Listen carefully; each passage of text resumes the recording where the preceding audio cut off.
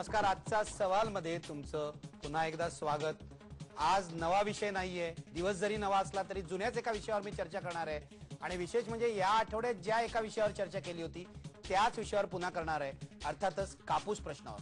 सोमवारी मी कापूस प्रश्नावर चर्चा केली होती आणि विदर्भातल्या शेतकरी नेत्यांकडून आणि तज्ज्ञांकडून समजून घ्यायचा प्रयत्न केला होता की कापूस प्रश्न काय आहे.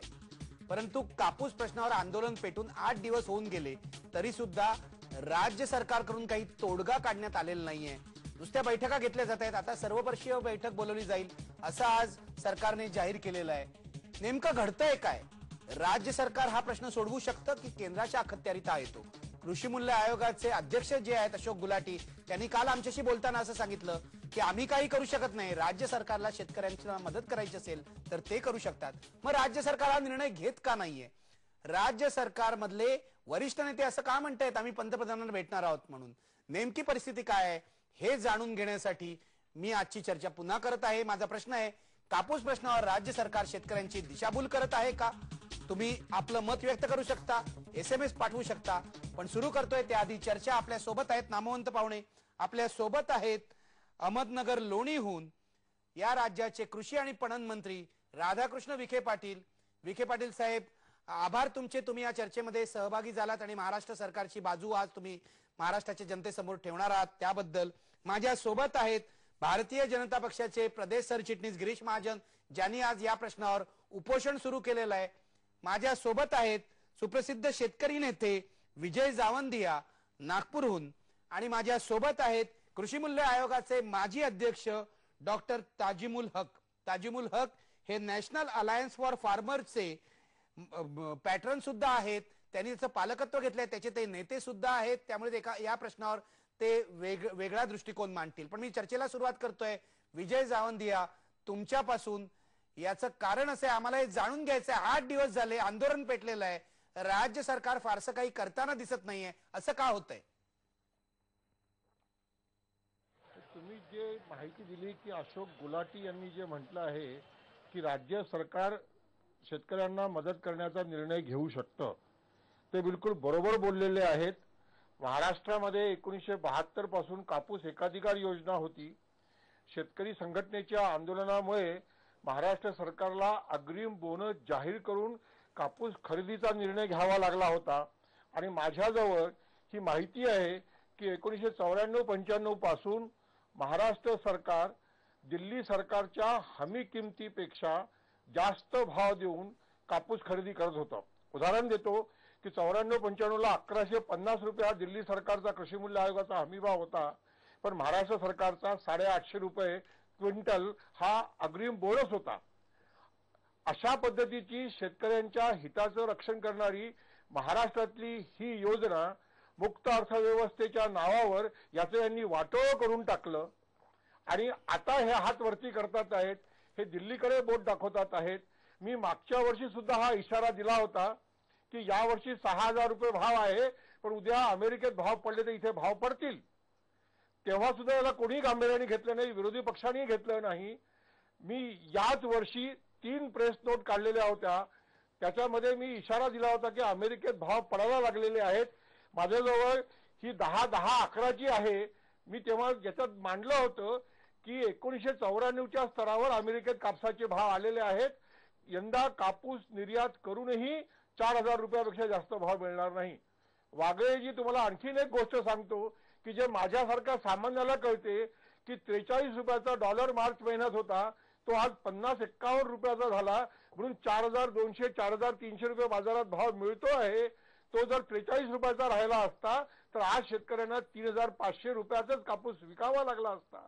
हे का महाराष्ट्राच्या मुख्यमंत्र्यांना, महाराष्ट्राच्या IAS अधिकाऱ्यांना कळत नाही का? माझं स्पष्ट मत असं आहे की महाराष्ट्राचे सगळे राजकीय पक्ष हे कापूस उत्पादकांना मूर्ख बनवतात आहे. म्हणून तुमचा आजचा सवाल हा 100% बरोबर आहे. मी थेट जातोय कृषी मंत्र्यांकडे. राधाकृष्ण विखे पाटील आपल्या सोबत आहेत. विखे पाटील साहेब, बघितलं विजय जावंदिया अनुभवी शेतकरी नेते आहेत, काय म्हणतायत? का महाराष्ट्र सरकार हा प्रश्न सोडवत नाहीये? कुठे अडचण आहे? वाघे साहेब, आपला धन्यवाद आहे. जावंदिया साहेबांच्या बद्दल विशेष आदर आहे मला सुद्धा. त्यांचा एक क्षेत्रातला अनुभव आणि अभ्यास मोठा आहे. तर म्हणजे या विषयामध्ये गेले 3-4-5 वर्षाचा अनुभव पाहिला तर शेतकऱ्यांना आपल्या कापूस उत्पादनाचा जो काही दर आज कापसाचा दर मिळतोय तो हमी भावापेक्षा कितीतरी जास्त मिळतोय. आणि या प्राप्त परिस्थितीमध्ये गेल्या वर्षी जो भाव होता 4200-4300 शेतकऱ्यांना मिळाला, याही वर्षी तोच भाव सध्या बाजारात टिकून आहे. 15 जानेवारीपासनं साधारण 15 मार्चपर्यंत गेल्या गतवर्षी न्यूयॉर्कच्या एक्सचेंजमध्ये जो काही सट्टा खेळणाऱ्या व्यापाऱ्यांच्याकडून जे काही गल्लत झाली त्याच्यामध्ये मोठा परिणाम जागतिक अर्थव्यवस्थेवर सुद्धा या कापसाच्या क्षेत्राच्या निमित्तानं झालेला दिसतोय. परंतु या सगळ्या प्राप्त परिस्थितीतून आपण आता जो सध्या भाव शेतकऱ्यांना मिळतोय आपला 3300 रुपये हमी भाव आहे. 3100 रुपये 3300 रुपये आज 4200-4300 रुपये हमी भाव मिळतोय. आणि आज जो काही मिळणारा जो दर आहे त्याच्यामध्ये एवढाच एक मुद्दा होता की कॉटन कॉर्पोरेशन ऑफ इंडियाने जे खरेदी केंद्र सुरू करायला पाहिजे होती किंबहुना नाफेडने जी खरेदी केंद्र कापूस पणन महासंघाच्या माध्यमातून सुरू करायला पाहिजे होती ती हमी भावानंच ती शेवटी खरेदी करणार आहात. परंतु त्या दृष्टीने काही केंद्र सरकारच्या धोरणामुळे ती केंद्र सुरू होऊ शकली नाही. परंतु हमी भाव जो आपण दिलेला आहे त्या हमी भावाच्या कमी जर किंमत आली तर सरकारचे हस्तक्षेप करण्याची तयारी आहे. त्यामुळे राज्य सरकार काही वेळ काढूपणा करतं असं नाही. पण आता आंदोलन करावं नाही करावं हा ज्या त्या पक्षाचा प्रश्न आहे. पण आंदोलन जे करतायत त्यांनी सुद्धा ही भूमिका समजून घेतली पाहिजे किंबहुना त्यांना ती माहीत आहे. परंतु सरकारची जी भूमिका आहे शेतकऱ्याच्या विरोधात आहे, आम्ही शेतकऱ्यांना भाव देऊ इच्छित नाही असं जे स्वारंवार सांगण्याचा प्रयत्न होतो त्या मताशी मी सहमत नाही. सरकारची बांधिलकी ही शेतकऱ्यांचीच आहे आणि ती राहणार आहे. गिरीश महाजन, उत्तर महाराष्ट्रात पहिल्यांदा हे आंदोलन तुम्ही सुरू केलं, आता उपोषणाला बसलात. मला सांगा, कृषी मंत्री आता जो युक्तिवाद करतायत तो तुम्हाला पटतोय का? काय म्हणणं आहे तुमचं? निखिलजी, खरं म्हणजे यांची सगळी लपवाछपी चाललेली आहे. केंद्रामध्ये काँग्रेसचं सरकार आहे, राज्यामध्ये काँग्रेसचं सरकार आहे, मित्र पक्षांचं सरकार आहे. काँग्रेस राष्ट्रवादी वरती आहे आणि खाली आहे, केंद्रात आणि राज्यातही आहे. उगाच यांची लपवाछपी चाललेली आहे, लपंडाव चाललेला आहे. इकडे बोट दाखवतात ते तिकडे बोट दाखवत आहेत. माझं म्हणणं आहे, विखे पाटील साहेब म्हणतायत की मागच्या वर्षी 4200 होता, यावर्षी 4200 भाव शेतकऱ्यांना मिळतोय. माझा त्यांना प्रश्न आहे की यावर्षी खताचे भाव तुम्ही किती वाढवले? तुम्ही 2.5 पट खताचे भाव यावर्षी वाढवलेले आहेत. बियाण्याचे भाव वाढलेले आहेत. तुम्ही वीज पंपाचे इलेक्ट्रिकचे भाव वाढवले आहेत आणि सगळी भाववाढ जवळजवळ 2-2.5 झाल्यानंतर तुम्ही म्हणतात की मागच्या वर्षी सारखेच तुम्हाला भाव मिळत आहेत. तर हे त्यांचं उत्तर कितपत समर्थनीय आहे? म्हणजे एकीकडे महागाई आकाशाला भिडते आहे, शेतकरी या ठिकाणी मरतोय, पण शेतकऱ्यांना कुठली मदत करण्याची मानसिकता या शासनाची नाही. आणि आम्ही शेतकऱ्यांचे कैवारी आहोत, आम्हाला कळवळ आहे. 3300 रुपये भावामध्ये तुम्ही ते सांगावं. पाटील साहेब सुद्धा शेतकरी आहेत, भूमिपुत्र आहेत, त्यांनी सांगावं मला की या ठिकाणी 3300 रुपये भाव त्यांनी हमी भाव दिलेला आहे. हा भाव कुणाला परवडतोय?